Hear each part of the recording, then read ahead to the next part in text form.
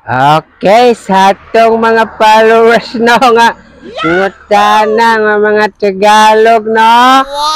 Ngon sila ano daw ang aking libangan. Ang dami kong libangan dito eh. So ito, isa yan sa mga libangan ko dito. Yung ito, garden, yan, maliit ko na garden na yan. So yan yung maliit ko na libangan. So ito rin, mga libangan ko rin yan kasi inaano ko yan ma'am tuwing umaga kasi para makaano ako dyan. So pag inaano ko kasi maraming umaano.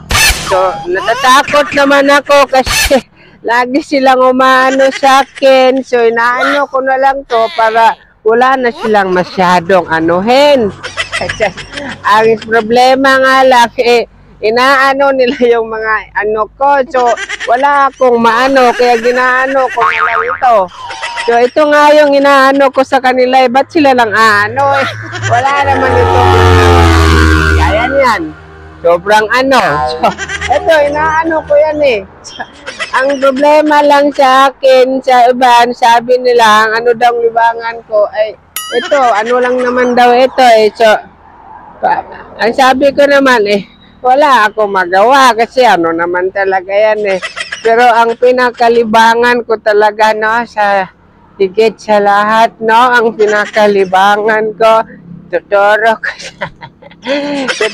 ko sa inyo ha, ano ang pinakalibangan ko ha. So ito yung pinaka masyado kong libangan dyan. Dyan ako palaging naglilibang pag wala na akong magawa.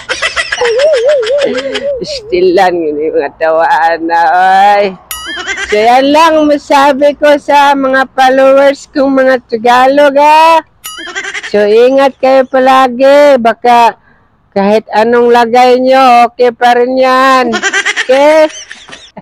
Salamat ya.